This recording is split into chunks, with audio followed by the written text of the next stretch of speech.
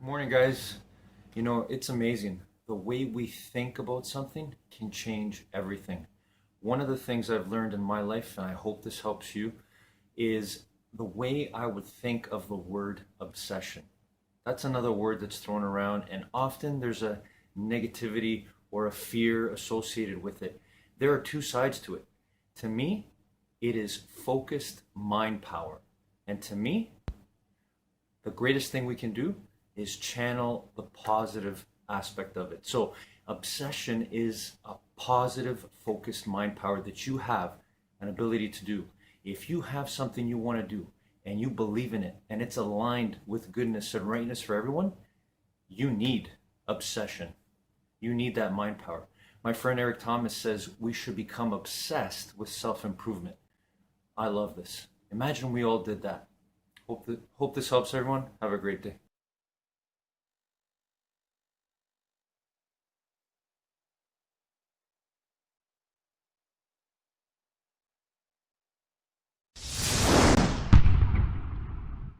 If you're in that job where you're feeling like this isn't working for me, I'm not into it, I'm mad about it, I get upset every time I walk into the office. The thing that you're missing here is that, and she's looking at me, she's like, what's she gonna say? I need to know. Give it to me, Gabby, give it to me.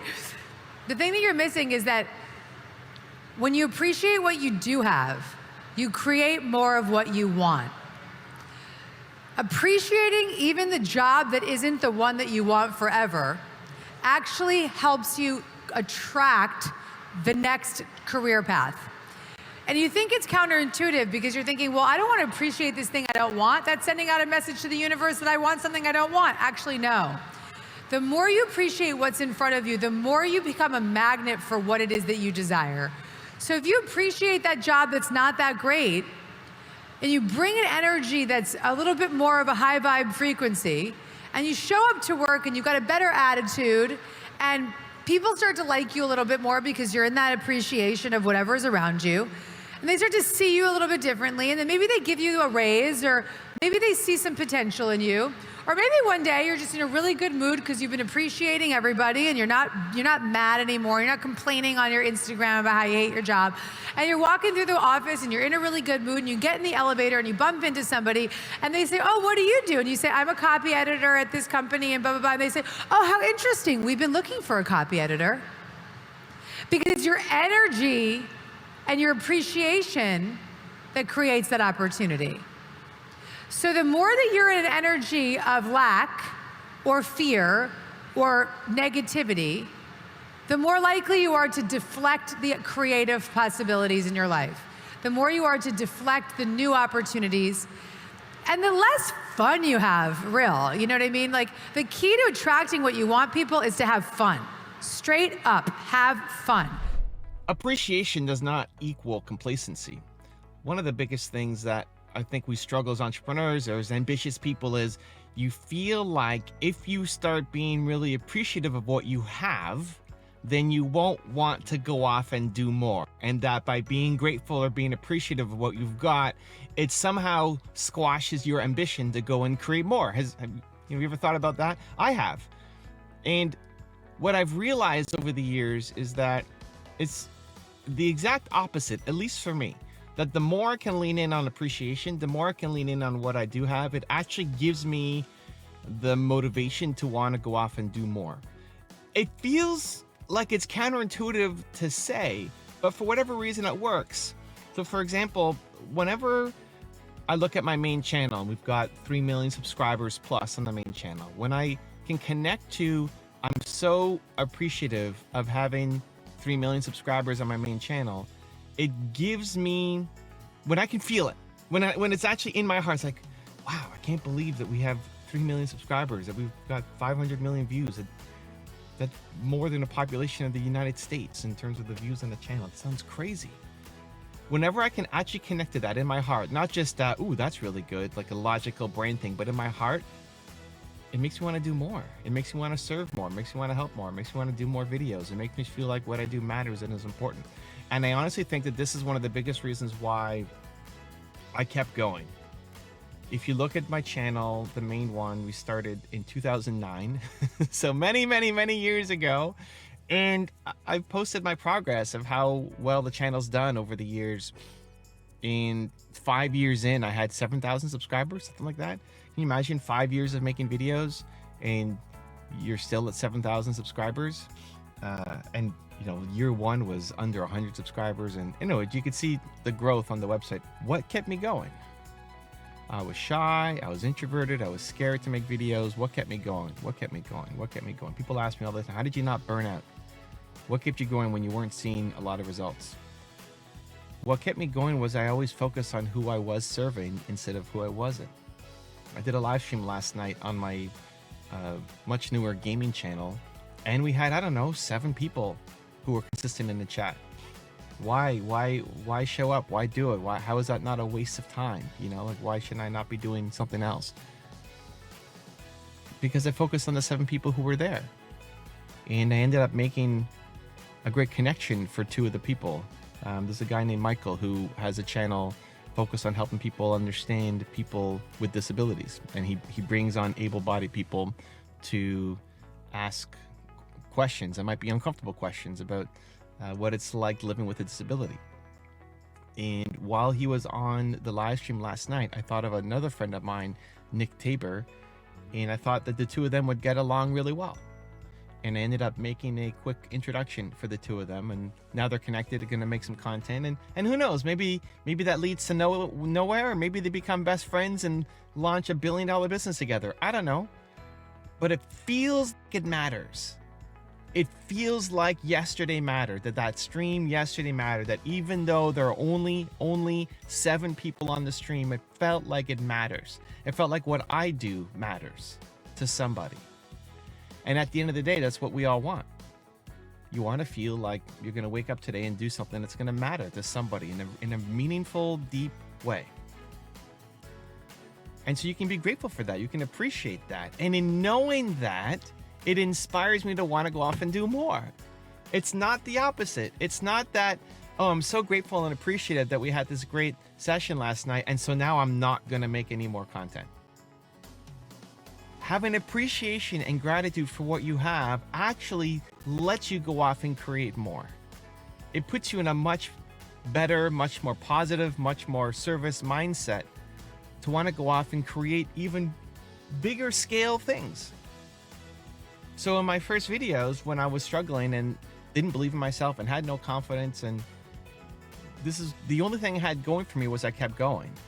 And why did I keep going? It's because I just always, for whatever reason, there was no strategy behind it. There was no coach guiding me. I maybe got lucky, or maybe it was just great parenting. But I had the mindset of the time that, hey, 40 people saw this video. That's really cool. I'm helping somebody. And that's what kept me going.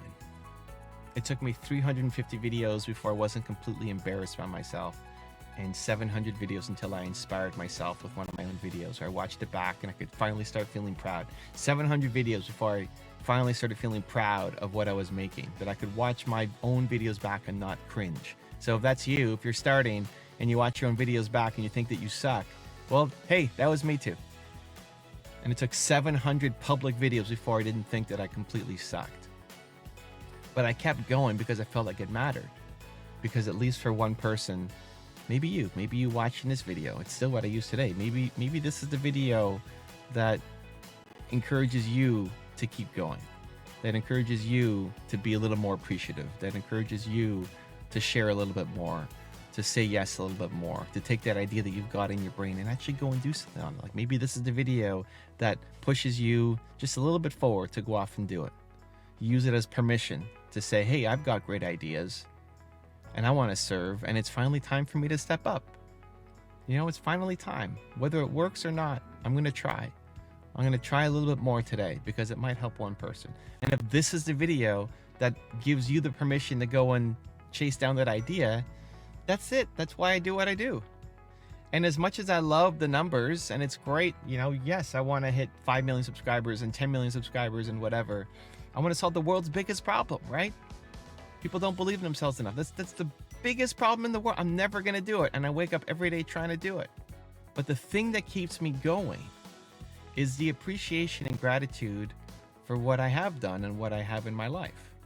You could stretch that to gratitude for your health. I actually just came back from the doctor's office. I'm getting immunotherapy done, where I used to have really bad allergies to trees. Like trees and grass would cause crazy allergies. And I discovered immunotherapy, where they basically put a little bit of tree and grass under your skin once a month, and slowly your body gets used to it. So now I can walk out without having allergies. I used to be taking 2 allergy pills a day from early spring to late fall, almost the entire year, just winter off, because I struggled so much with my allergies. And now I don't. And in being grateful and appreciative of my health, even as I'm saying these words out loud, where my brain goes next is I want to have more health. So it's the opposite, right? We think that if you're grateful and appreciative for what you have, you won't be ambitious and want more, but it's the opposite. As I think about my health and how grateful I am to not have allergies right now, to not be struggling right now, to not be on multiple allergy pills right now, now I want to be healthier. Now I want to go for a run. Now I want to make a extra salad. Like, I want to invest more in my health because there's momentum behind it. And so wherever you apply appreciation and gratitude, you'll see that area of your life start to multiply.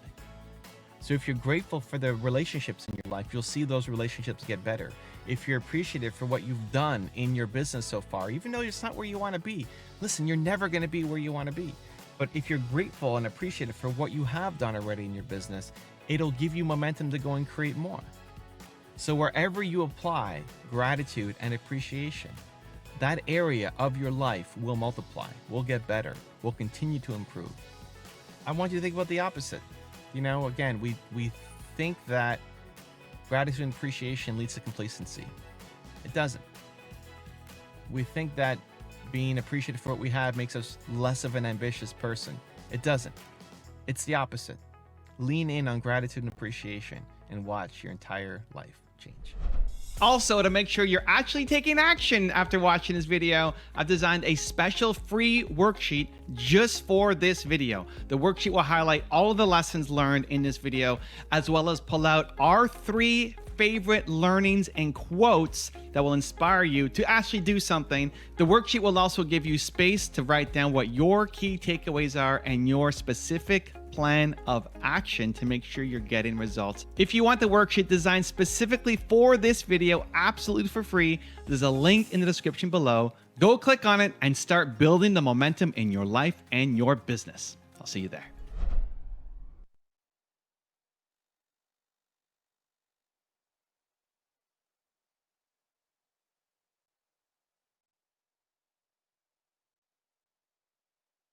Good morning, guys. Robert Kiyosaki today shares with us in his rule number 8 in Top 10 Rules for Success: don't be afraid of losses. This is a huge one. This is one where we're conditioned. Growing up, going through school, going to different clubs, being in certain activities where success and failures are possibilities. We have been conditioned, I believe, as a society to be afraid of losses. And so one of the challenges we have to face, not only when it comes to how we are with our money, but the way we live and the choices that we make, we're gonna make mistakes. We have to change the way we look at that. We have to say to ourselves that those mistakes are steps in the right direction if we're willing to learn from it. We were all going to the same place, but we can last forever in terms of the energy and choices we made in our physical existence here. Have a great day, everybody.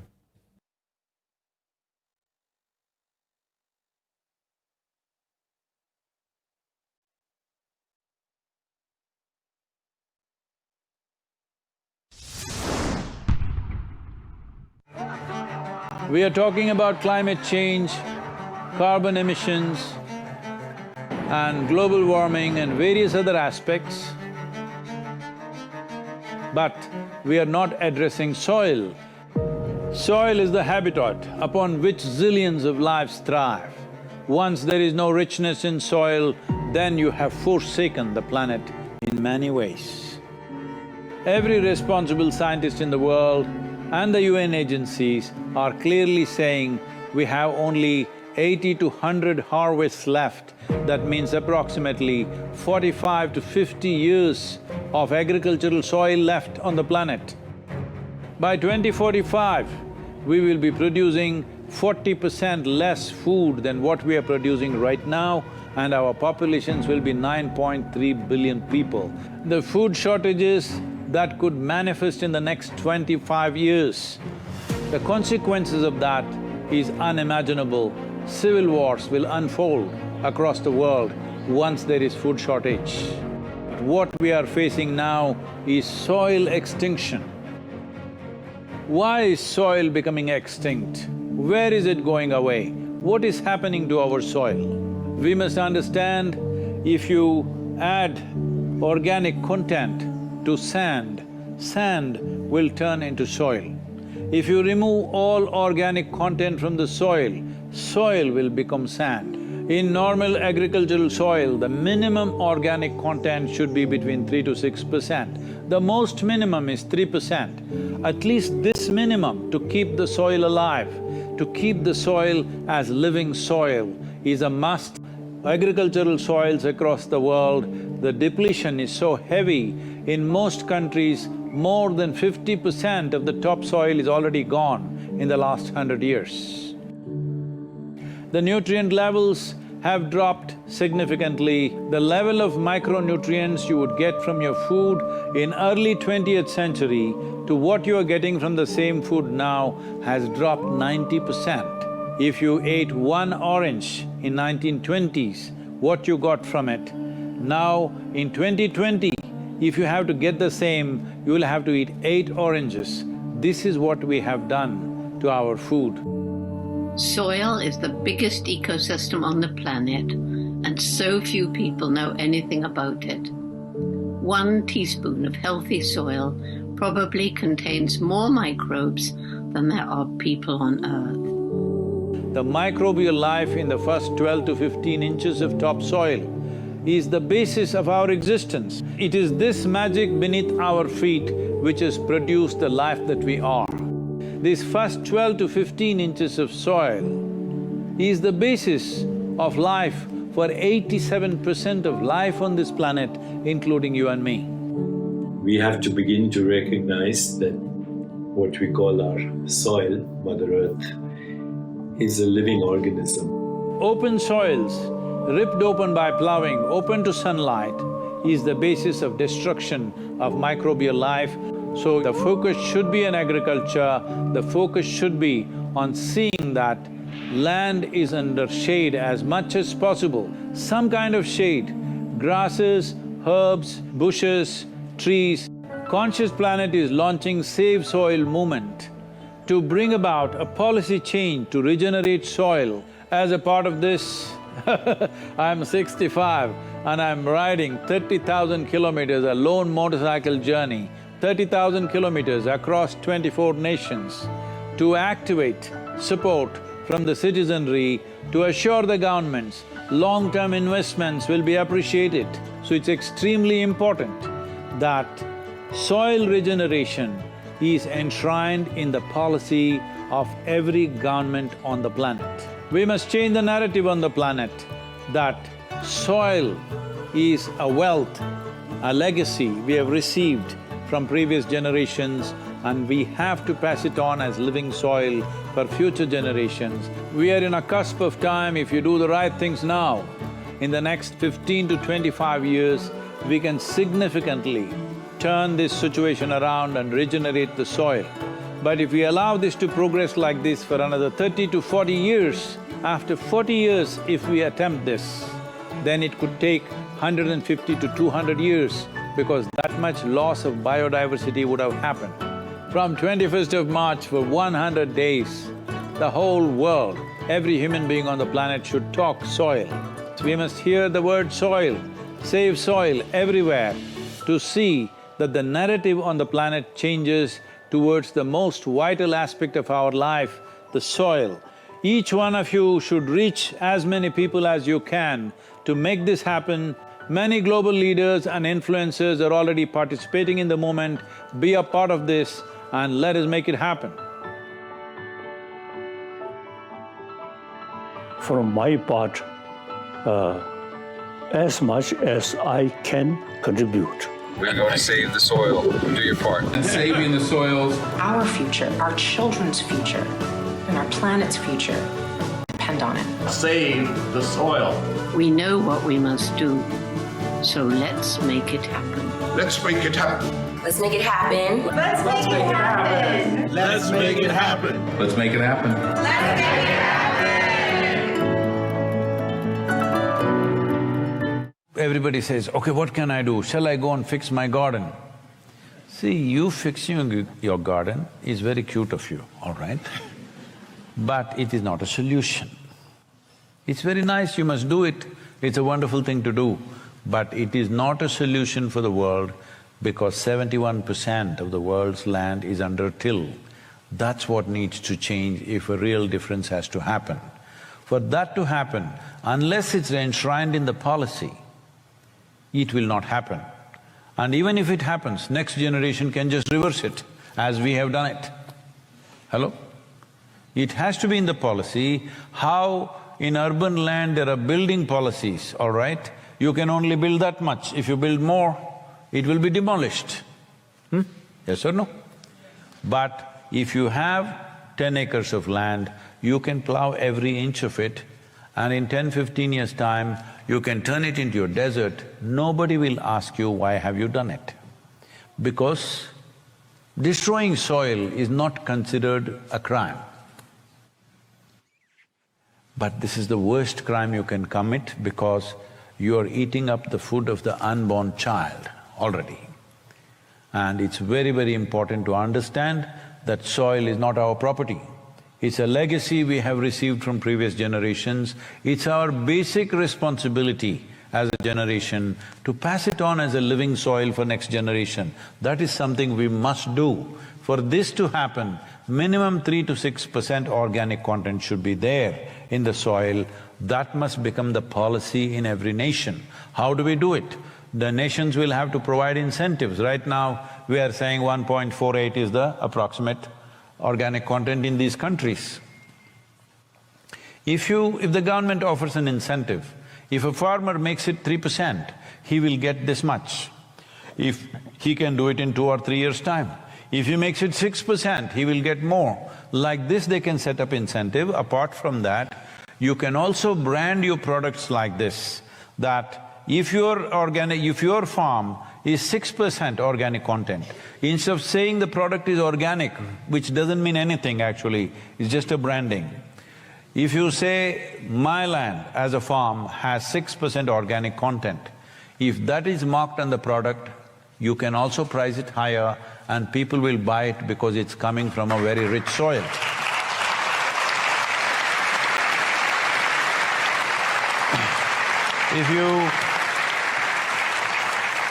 If you raise the organic content in a given land to 8 to 10%, your irrigation requirement will come down to 30% of what you're using right now. If you're using 100 liters of water, you can do the same work with 30 liters of water and you can brush your teeth every day. Hello?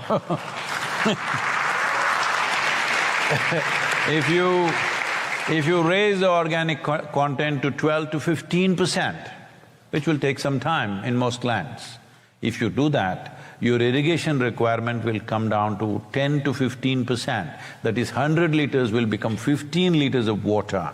That is saving water. Hello? That is real change. Above all, if that moisture is there in the soil, life will thrive because the microbial life needs organic content and moisture for them to thrive. If organic content is there, moisture is held in the soil. If you go into a forest, any of you, because they say you have a lot of forest, what kind is it? Evergreen, is it? All kinds. Then you have not seen all forest lands in the world. In this latitude, you can't have all kinds of forests. If you have, let's say you have good forest because the bees are doing well, means there must be substantial vegetation. So, if you go into your forest, you don't need any pickaxe. Just with your fingers, if you dig like this, 3 inches if you go, it will be damp. That means there is enough organic content, that is why water is held there. Even if it doesn't rain for 3 months, still it will be wet. That is how agricultural soil should become. Then you grow food which will nourish you, then you grow food which will be immunity for you for many things. For example, right now, the world has been reeling under this pandemic. I don't know how bad it's been in Slovenia. How bad? Not very. I see only a few of you are wearing masks because yesterday I was in Vienna. Everybody was wearing masks because yesterday the caseload was something like 50,000 per day, so in the country. So they were all wearing, no, it's okay. He's already got it, so what can we do? So I'm saying, you don't need some expert virologist to tell this to you. Any simple doctor will tell you, if there is not enough vitamin A, vitamin B6, vitamin B12, vitamin C, calcium, iron, folate, magnesium, zinc in the diet that you're eating, you become susceptible to upper respiratory tract infections. This is a well-known fact. Whatever you call this, a pandemic, coronavirus, number 19, 20, 21, whatever you want to call it, you call it what you want. Essentially, it is a respiratory tract infection, all right? If your nutrient value was good, your ability to resist it would be much better. Unfortunately, we've lost over 6 million people across the world. Almost everybody that I know has lost somebody who's dear to them, you know? This is because the nutritional value is very low. I'm not saying there wouldn't be a pandemic if the nutrition was good. Definitely there wouldn't be such a high toll, for sure. And today there is substantial studies to show that mental illnesses in the world and nutritional micronutrient quality in the food that you eat are very directly connected. If you're feeling a little wonky, maybe you're not eating the right kind of food, you know? So, today WHO is talking about mental illness pandemic. See, a pandemic means if one person has it here in this hall, all of us become susceptible, that's a pandemic. When we say mental illness pandemic, that means all of us are susceptible to lose our minds today or tomorrow. That's what it means. Now they're talking about a suicide pandemic. In the year 2020, more people committed suicide in Japan than the number of people who died of the pandemic. So we don't really need the virus, we are pretty good. My question is, you've mentioned that trees are a part of preventing the soil to go away. So what can we do about deforestation here in Slovenia? We have a lot of forests, as you know, but they're cutting trees in cities. They're building a lot of residential areas over there. And is there any way that we can approach this problem? Thank you.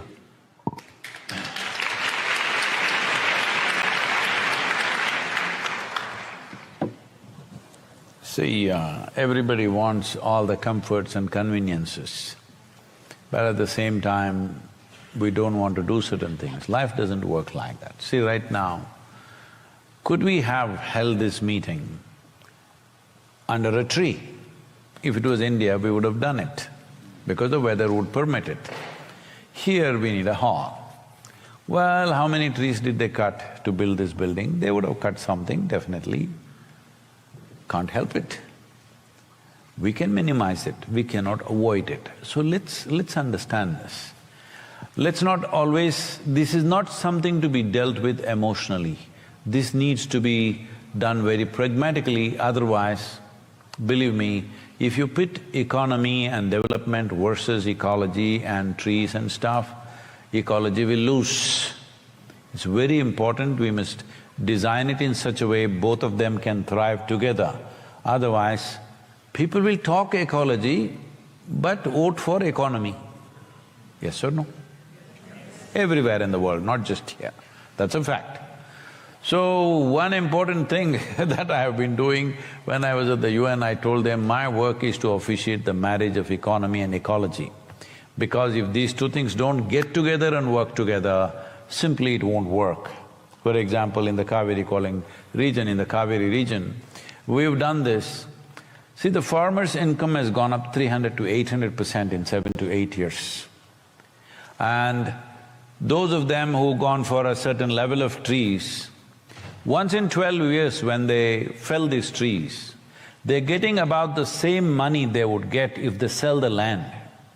So every 12 years they can sell the land and still keep the land. It's a good deal, isn't it?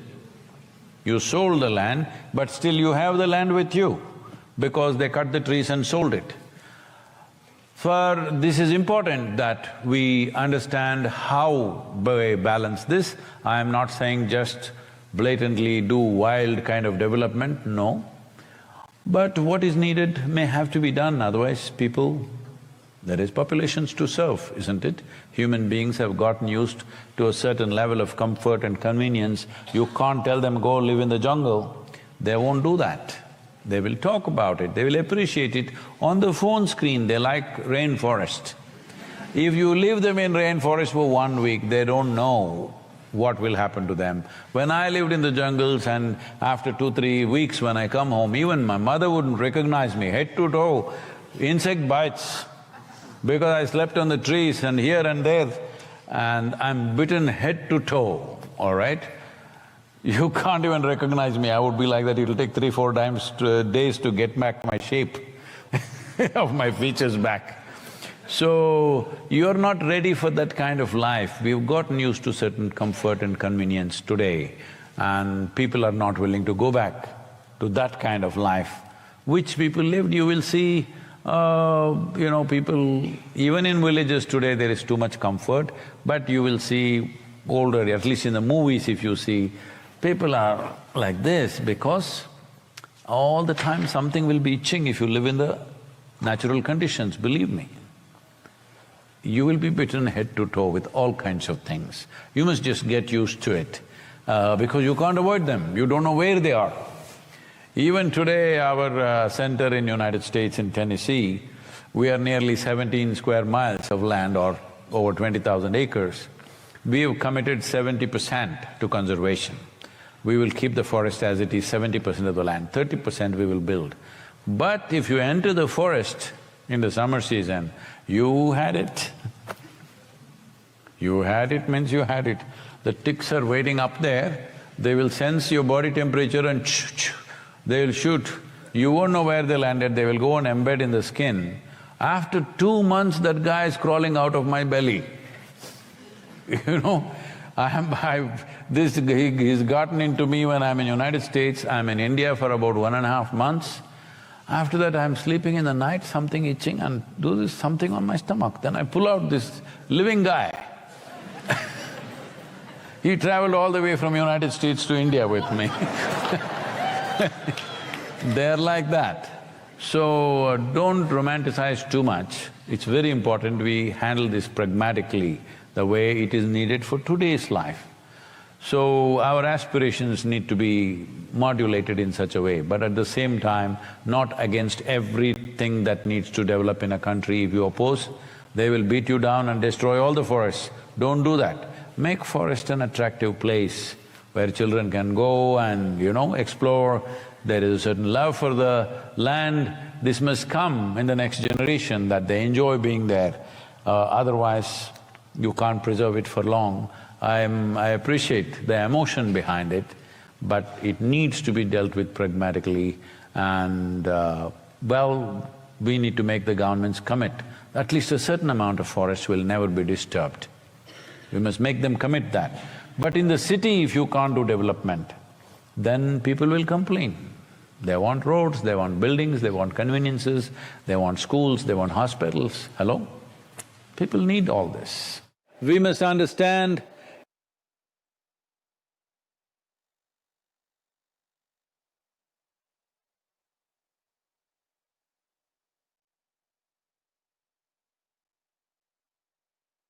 Good morning, guys. All right, I got a funny story to share with you today. This one is fresh from last night and being with my family. I got to give my younger daughter credit for this one. I deserve this one, but it's funny and I can laugh at it now. So you guys know I'm obsessed with the power of the human mind. I come from a good place. I'm trying to help as many people as possible. And on being on this road to infinite mind wealth, I got to take some of my own medicine. So last night, my daughters were in a conversation. There was a bit of an argument, and I have a tendency to try to mediate, to try to come in and try to help and try to fix things right away. And my daughter last night humbled me, and I deserved it. She said, "Daddy, stop it. You know, you're being annoying." And I thought to myself, she's right. I was being annoying. And so I have to constantly work on this, but it made me laugh, just the way she said it. And thank you. Thank you, sweetie. Daddy's got to learn too. Have a great day, everybody.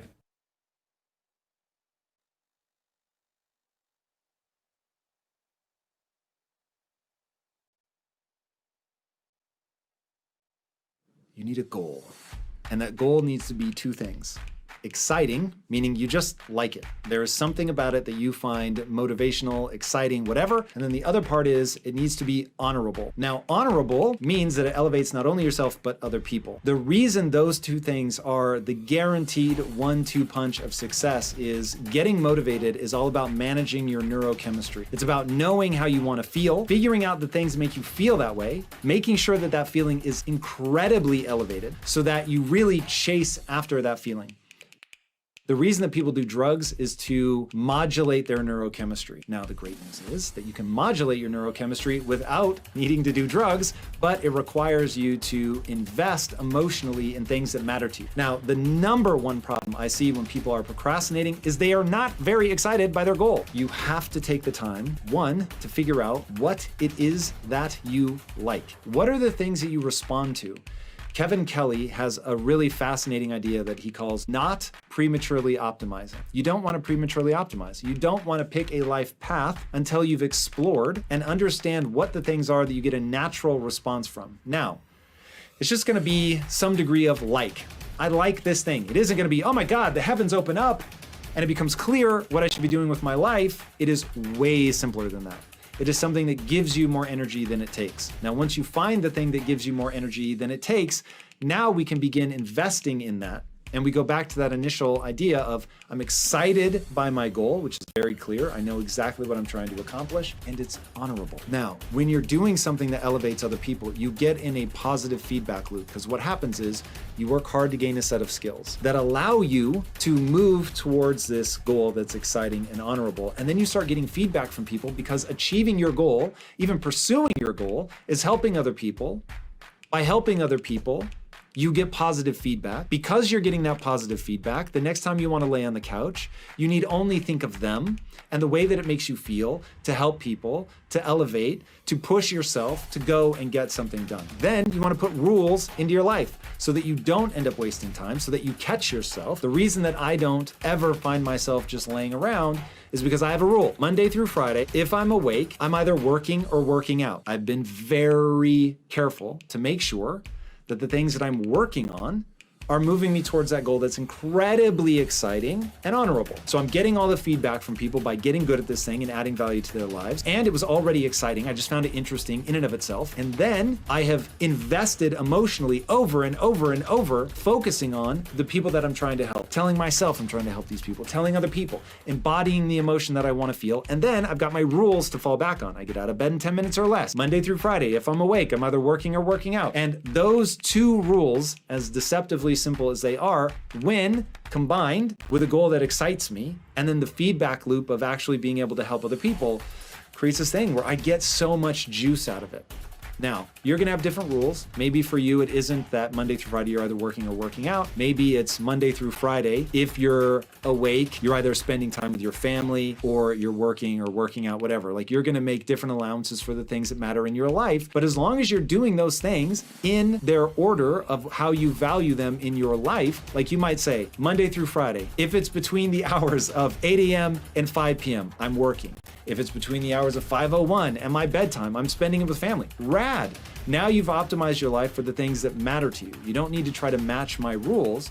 You just need to know your value system and put it in order, build rules that allow you to actually accomplish that. And then hold yourself accountable. And if you're still not doing it, at some point we have to own that you just don't want it badly enough. And then we have to refocus on desire. Is there something that interests you enough that you can work that loop of creating that emotional connection in your life? And then that's where to start. Need motivation? Watch a Top 10 with Believe Nation. Hey, it's Evan Carmichael, and I make these videos because you are probably the most ambitious person in your circle, but you know you're capable of more, and you get that push by surrounding yourself with the best. So today, let's learn from one of the best, Tom Bilyeu, and my take on his top 10 rules of success. Enjoy. Rule number 2, do the hard things. You're having a biological experience. Nature has those two levers, pleasure and pain. I think a lot of people make the mistake of thinking, well, as long as I don't do things that create a problem, I don't do bad things, I'll be fine. What could possibly be wrong with sitting around in my apartment all day, goofing off, watching TV, playing video games, all that stuff, all individually wonderful, but when you put it together, suddenly it does not give you the life that you want, and you start to feel dis-ease. You don't feel good. Something's not right. Something's off. I don't know why I don't feel good. And then, by the way, you're probably eating terrible food. And each bite individually is amazing, but it adds up to inflammation, dysbiosis, meaning your gut bacteria, your microbiome is out of whack, and it's sending signals to your brain that alter your brain chemistry and make you not feel good. Something isn't right. But why don't I feel good? I'm doing things that are awesome. This food is awesome. Playing video games is awesome. Relaxing, awesome. Reading a book, awesome. But life in total, not awesome. And how is that possible? Because nature has implanted directives in your brain to ensure that you work hard, because you grew up on the plains of the savannah, and life was hard, and life was scary. And if you weren't a part of the group, you were going to get eaten by something, you were going to die of exposure, you weren't going to make it. And so nature, by way of natural selection, has made it extremely pleasurable to work really hard to gain a set of skills that are unique and exciting to you, that allow you to serve not only yourself, but the group. Makes that really feel good, even though it's hard, even though each step of that way is difficult. And yet it adds up to something extraordinary. Okay? It is the most counterintuitive, weird thing in the world, that if you do all of the individual things that are fun, it ends up where you feel like crap. And if you do individually all of the things that are hard and a struggle and are difficult, you end up feeling awesome. That's a reality of life. So I knew that. So even as I became successful, I never thought, hey, why don't we just retire? It won't work. It won't work, meaning work, because I won't be able to feel the way that I want to feel. I want to feel good about myself. I want to make progress in my life. I want to feel like I'm contributing. I know all of that because I understand how the brain works. I understand how nature embeds these directives in your brain, and it isn't enough to not do something bad. You have to be pursuing something that matters, meaning, purpose. That's it. That's the game. It isn't success. It isn't wealth. It isn't adoration. It's not trophies. It's not goals. It's nothing other than fulfillment. And fulfillment is work really hard. Okay? If it comes easy, it won't work. Work really hard to gain a set of skills that you care about, that matter to you. Don't worry about what everybody else thinks. Skill set that matters to you. And that skill set could be playing video games. That could be how you're going to reach and touch the world and elevate people and show them what's possible and entertain them. Absolutely great. You're doing something for other people. But you work real hard to gain a set of skills that matter to you, that are exciting to you. But they don't just serve you, they serve other people as well. Rule number 3, aim for self-fulfillment. In life, there are two ways to lose. Way number 1 is to be weak, to lack grit, to be emotionally unstable, to be stubborn. That's where a lot of people fall on their face. They have these ideas in their head, and they're constantly looking for things to affirm that, instead of doing what they need to do, which is constantly looking for ways that you're wrong. And once you start seeking out ways that you're wrong, because you're like, I've gotten this far in life being wrong, what happens if I stop being stubborn? I start looking for ways that I can learn more, that I can get rid of old ideas that aren't working for me and really move forward. And the thing that I think is probably the most foundational, they have a fixed mindset. Now, what is a fixed mindset? It means that you believe your talent and intelligence are inborn traits. You're born with it, and that's it. And life is about making the best of that, and we're going to debunk the shit out of that. The second way that things can go wrong is they're chasing the wrong thing. I'm telling you right now, the punchline to life is not success, it's not fame, it's not money, it's not accolades. It is very simple. It's brain chemistry, aka fulfillment. The only thing that really matters at the end of the day is how you feel about yourself when you are by yourself. Rule number 4, develop discipline. Discipline. Now, we're not doing discipline because our parents tell us to. We're doing discipline as a test to see if it works to get us towards our goal. Now, if you have historically struggled with putting discipline in place in your life, right now you're going to say, but Tom, I can't stick to discipline. So why would this work this time? That's when we realize one fundamental truth. This is a desire problem, masquerading as a discipline problem.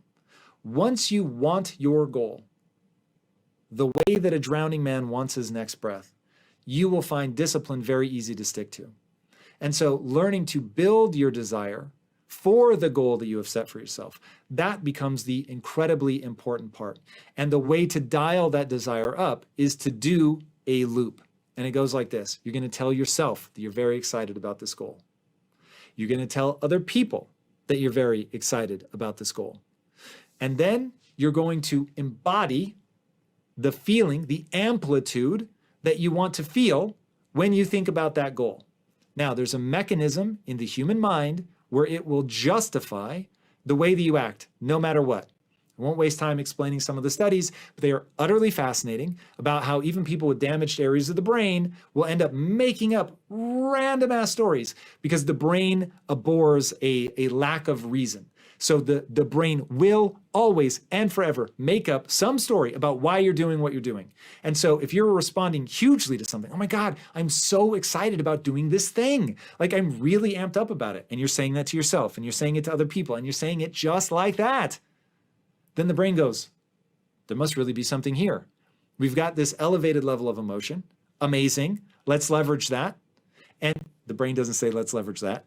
But the brain will say, okay, we've got this elevated level. You're going to leverage the fact that the brain says that to repeat it, to reinforce.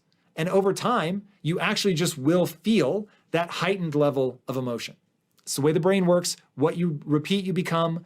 Neurons that fire together, wire together, things that you do frequently, including embodying that amplitude of emotion, right? Lisa Feldman Barrett's book, How Emotions Are Made, talks about how it starts with the body and then the brain applies meaning to it. So if you're getting amped up, you're excited, the body is saying to the brain, yo, like we're amped, we're excited, we're doing these things. And the brain goes, oh, amazing. It must be because this really matters. And once you get the brain saying, hey, we're this excited because it matters, you're firing those neurons together, the excitement around this thing. So the excitement and the pursuit of that thing begin to mesh. And now we just over time have an actual desire to pull this off. Once we have the actual desire to pull this off, then all of a sudden putting that discipline in place becomes very easy. And that's the name of the game. You want to make it such that you want it badly enough that the discipline becomes easy to stick to because it's going to move you towards that thing that you really want. But you've got to learn to want that thing. Now, I'll give my typical disclaimer. This trick works incredibly well. Now, it only works on things you actually have a legitimate interest in. You couldn't get yourself excited about something that you truly just find stupid, but something where you actually do get a natural response. You actually are naturally into that thing. All we're doing is dialing it up, right? So if it's already a dial tone, there's nothing you can do to change the amplitude. But if the amplitude is already there and you get this reaction, we can really exaggerate that reaction and build that desire to get where we're going. Now, since that is the case, you need to be very careful what you apply this to because you can end up really wanting some stupid shit. I know from experience. I dialed the dial on my desire for money. I cranked that shit to a 20. and then spent 8.5 years pursuing money only to come out completely miserable. So don't waste your time dialing that up on something that isn't exciting and honorable. Meaning, again, honorable, it elevates you and other people, not just you. All right. Be careful what you decide to want, but know that it's very powerful. Also, to make sure you're actually taking action after watching this video, I've designed a special free worksheet just for this video. The worksheet will highlight all of the lessons learned in this video, as well as pull out our 3 favorite learnings and quotes that will inspire you to actually do something. The worksheet will also give you space to write down what your key takeaways are and your specific plan of action to make sure you're getting results. If you want the worksheet designed specifically for this video, absolutely for free, there's a link in the description below. Go click on it and start building the momentum in your life and your business. I'll see you there. Rule number 5, regain your focus. What steps can I take to bring my focus to the one thing I'm working on while blocking out all else? All right. So the real key is you've got to learn to compartmentalize. So what I do to begin my compartmentalization is I create a list of all the important things that I should be working on. I put that list in order. This is very important. Getting good at prioritizing is an art form. It is critically important that you get good at that art form. And as you begin to break things down and put them in order, now you can tell yourself, hey, this is what I should be working on right now. So rather than trying to digest all the different things that have to be done, it's I'm focused on this one thing right now. And my only job right now is to focus on that thing. And so by not letting your mind wander, and this meditation is very good at bringing your focus back to the breath, which teaches you to bring your focus back to whatever. So I've got a lot of things, many things competing for my attention, but I know what my important things are. I'm working on the number one thing right now, let's say. And so, this is my entire world. And if I find myself wandering, I bring myself back. Now, part of the reason that I can invest so heavily in that is because I have the belief that that's the most effective way to work. So, since behaviors follow beliefs, you want to make sure that you put that belief in place, which is true, by the way, that you can do everything that you want to do, just not all of it at once. So everything has to be done sequentially. You can't do everything at the same time. And this is why you have to prioritize things out. So if we know that multitasking is actually a myth and that you can put people in brain scanners, and what you're seeing, people who seem like they can multitask, what they're doing is called rapid switching. So they don't have what I have, which is high switching costs. When I get in a flow, man, I can go and go and go. But if I try to bounce back and forth between things, then I pay this high price and inefficiency between the switching costs of moving from switching from that task to this task. So I focus, I stay on one thing, I have them in order, I know what I'm working on, I remind myself that I only have one job in that moment, that is to work on that thing. I know that that's the most efficient way to work, and I know that I'm good at prioritizing things, so it becomes very easy, boom, boom, boom. And then you just hold yourself accountable to actually doing that. Practice makes perfect. You might have a difficult time in the beginning. Start meditating if you need to train yourself to come back to the breath over and over and over, and then you can just apply that to whatever you're working on. Come back to the project. Rule number 6, become self-aware. How do you know when it's time to refuel and choose self-care instead of continuing to grind? Physiological self-awareness is critical. I hear a lot of talk about people developing psychological self-awareness, so understanding what you're good at, what you want to do, all of those things, incredibly useful. But understanding how to read your body may be even more important than that. So Lisa Feldman Barrett's book, How Emotions Are Made, detail the way that emotions are far more of a bottom-up phenomenon, meaning they come from your body. It isn't you thinking about something and then creating the emotion down. That does happen. And of course, you can spiral yourself out of control simply by thinking. But usually what begins this thinking process is a sense of unease, right? Anxiety is a bodily feeling, oftentimes disconnected from what you're thinking. So figuring out ooh, why do I have this sense? Being able to process it consciously, we can pull it up into our conscious mind and think through it with words and logic. But oftentimes it's starting with that like, oh man, I don't feel good about this and I don't know why.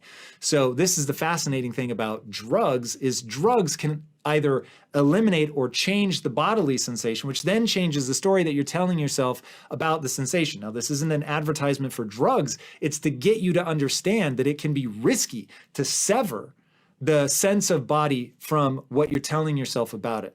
So you want your body to give you this description of what is going on, but then as you take conscious control of that to develop that self-awareness around physiologically what's happening, you need to understand why you're feeling the way that you feel. And so developing that to get a sense of whether this is a time to keep pushing through, or whether this is like one of those moments where you actually really do need to step back. It's the difference between sore muscles from, a nice hard workout and a torn muscle or damaged joint from an injury. And the same thing is true when you're thinking about how hard to work, how hard to push yourself. You need to figure out this fatigue that I'm feeling, this unease, this anxiety, this stress. Is this a natural part of pushing through the difficulties of this project, or is something else going on? This is now really starting to cave in on me, and what I need to do now is take a step back,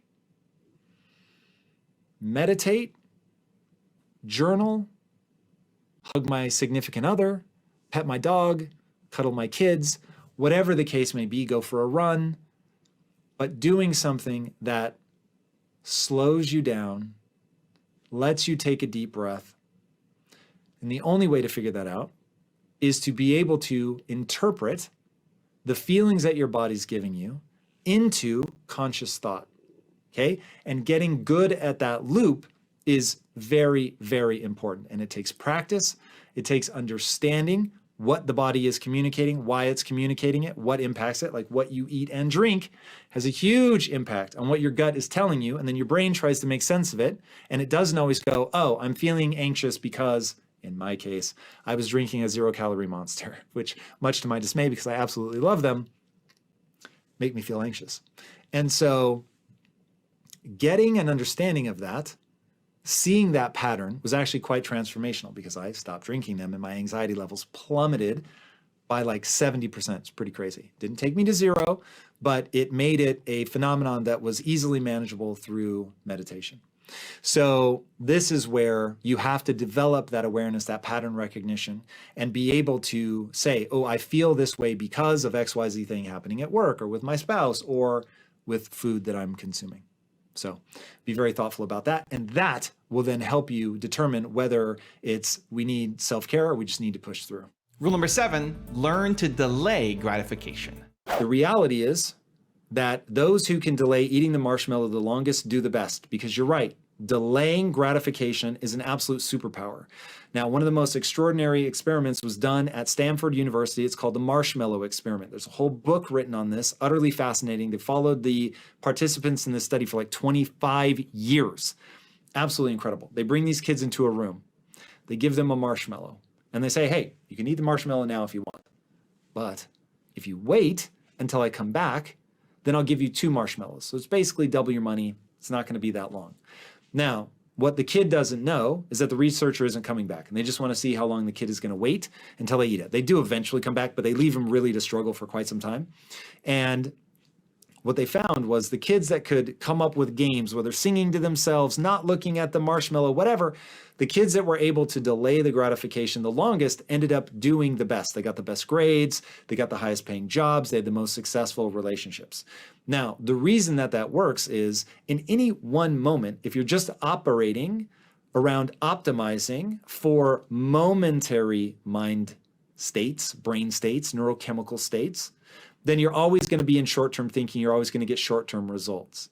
If, however, you have this goal that excites you and is honorable, and you're able to push through all the boring stuff and all of that, then what you get is a set of skills that allow you to do things other people can't do.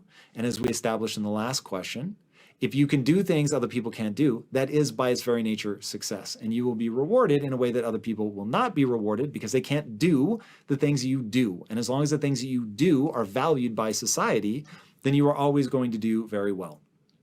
But that ultimately is the key. You have to be able to delay gratification. Now, for me, understanding that that was the nature of things, that if I can delay my momentary wishes for something longer term, then I could get these very different results that separated me from other people. And because I'm excited about what I'm pursuing, I use that excitement as my trick to stay focused when things get boring. And I've said many times that boredom kills more entrepreneurs than failure. So everyone will tell you that fear of failure is what stops people, and that is a huge deal. But honestly, like, I think it's the fact that people don't want the outcome badly enough to fight through all the boring, painful stuff that you have to go through to get to the other side to ultimately be successful. So make sure that you are hyped up on your goal. If you're not, then you're not going to be willing to go through all the difficult things. Rule number 8, establish a value system. Where should a person start with improving their self-care if they have low self-esteem? Do you think leveraging one can directly improve the other? Okay. You've really got two issues here, but they are inextricably linked. You've got biology, you've got psychology. The self-care is largely going to be a question of biology, getting the sleep, eating a diet that at a cellular level is serving us, at a microbiome level is helping us, at a cognition level is helping us, right? Setting us up for success. Meditating, making sure that we get that background stress and anxiety radiation down to zero, huge in terms of getting you into a calm and creative space so that you can think through difficult problems. All of these things are what you're going to need to do if you want to do well in your life. Now, self-esteem is a whole nother issue. Self-esteem has everything to do with what you think about yourself when you're by yourself. Now, you have to earn your way to that. And so the key to earning your way to that is to figure out what is your value system. What do you value? What do you think is the way that people should be spending their time and their energies? And then are you doing things in accordance with that? And then there are things that are baked in that are innate. So there are these innate drivers given to us by evolution, hard work, the desire to contribute to the group, meaning and purpose, deep connection with other people that we love, okay? You have that imperative. There is nothing that you can do to shake that imperative. And so understanding how it works and understanding how you need to meet the needs of that if you want to be fulfilled and be joyful is critically important. So as you go about teasing out whether you have a self-care issue, a biological issue, a self-esteem issue, something that is either we're not addressing the imperatives to contribute, which is sort of the easiest one to go to, or we've let the self-care get so out of whack, we're not sleeping, we're not doing all of those things, that it's really beginning to debilitate us from doing the things that we need to do in order to build up our self-esteem. Now, your self-esteem is really built around the framework of congruence. I said I was going to do it and I'm going to do it. So that when you say you're going to do something, you actually do it. And then whether that's a promise you make to yourself or to somebody else. And then the fulfillment formula, which is to work really hard to gain a set of skills that are unique to you and matter to you or exciting to you, and that they serve not only yourself but other people. And so if you're doing that, working really hard to get exceptional at something that matters, that the world cares about and that you love, and then you contribute in a way that elevates you and other people, that's the game of fulfillment. And so if you're doing that, I think you will find that that will take care of self-esteem. But if you're not doing that, if you're not finding ways to contribute to the group, if you're not progressing in your life, then you're going to really struggle with that. So you do the self-care to make sure that you can actually build the self-esteem by contributing in that way.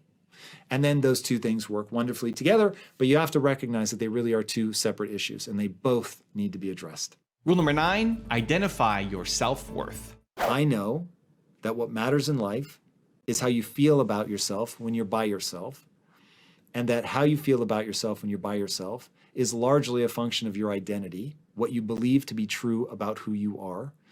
And I know that it is critically important to earn credibility with yourself. And to earn credibility with yourself, when you say you're going to do something, you must do it. And if you don't, then you won't have credibility with yourself. You won't be able to respect yourself. And unfortunately, you probably won't have a lot of self-worth. One of the keys to developing self-worth is to recognize what you think is worthy and then to do that. And so doing that thing is going to become incredibly important. And that's why I have these rules in my life. That's why I focus on identity. Now, there's a statement I use to understand where my identity is, which is I'm the type of person that.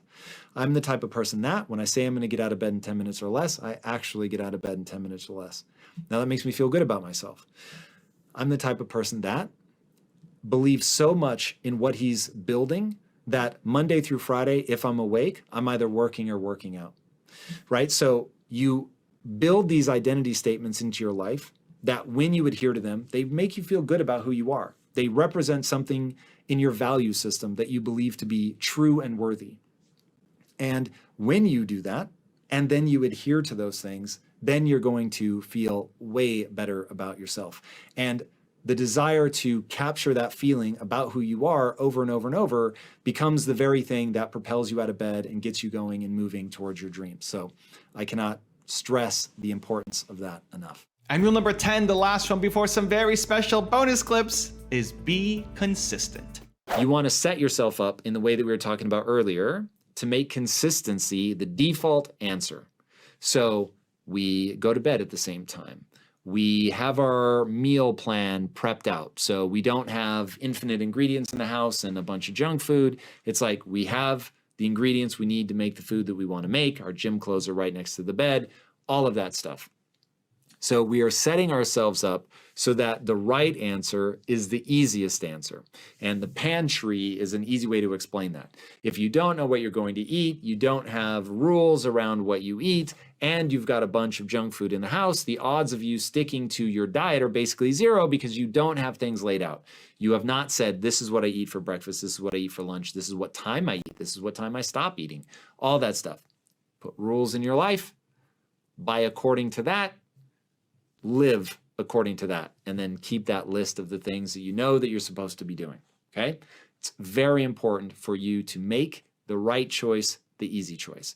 As you do that in multiple areas of your life and just start ruling things out, and this is again where bright lines really come in handy, you have to have things that you don't do as much as knowing what you do.